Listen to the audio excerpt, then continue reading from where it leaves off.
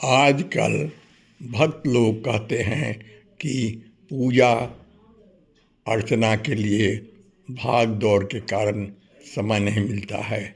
इस पर श्री महाराज जी ने कहा कि बच्चा, तुमसे पूजा अर्चना के लिए कोई समय नहीं मांगता हूँ। चलते फिरते उठते बैठते भी तुम परमात्मा की आराधना कर सकते हो। सुबह जब तुम बिस्तर से उठकर बैठते हो, दोनों हाथ के तलवा देखकर या कहो, कराग्रे बस्ती लक्ष्मी कर मध्य सरस्वती करतले तिष्ठ ब्रह्मा प्रभात कर दर्शन। इससे तुम्हारी पूजा शुरू होगी। सुबह जब बिस्तर से धरती पर पैर रखते हो तो यह कहते हुए पैर रखो कि लक्ष्मी पत्नी नमस्तुभ्य पाद स्पर्श क्षमस्य। यह भी तुम्हारी ईश्वर की आराधना हो गई, क्योंकि पृथ्वी परमात्मा की पत्नी है। इसमें तुम्हारा समय नहीं जाता। जब तुम सुबह स्नान करते हो, सर पर कई बार जल डालते हो, तो हर समय भिन्न भिन्न नदियों का नाम लेते रहना चाहिए, जैसे गंगा, जमुना, सरस्वती, नारायणी आदि। इन सभी पूर्वोक्त विधान से तुम्हारी ईश्वर की आराधना हो जाती है।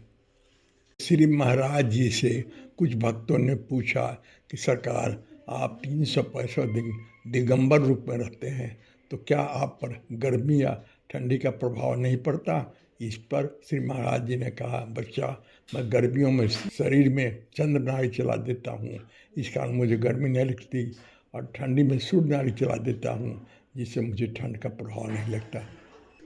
कई वर्षों पूर्व प्रयाग में महाकुंभ मेला लगने वाला था। उस समय प्रचार प्रसार का आजकल की तरह माध्यम नहीं था। सूचना का साधन रेडियो एवं अखबार थे। इनके द्वारा प्रचार प्रसार हो रहा था कि देश विदेश के करोड़ों भक्त प्रयाग कुंभ में स्नान करने आएंगे, और सभी की यही इच्छा होगी कि मुझे संगम में स्नान करने का मौका मिल जाए। इस प्रयास में संचार माध्यम से हमेशा सूचना दी जा रही थी कि इतनी भीड़ संगम में होने पर भगदड़ की संभावना है, क्योंकि आजकल की तरह सभी सुविधाएं उस कुंभ में उपलब्ध नहीं था। ऐसे में सरकार और संत महात्माओं को चिंता हो गई थी कि भगदड़ को कैसे रोका जाए। इस पर मंथन हो रहा था।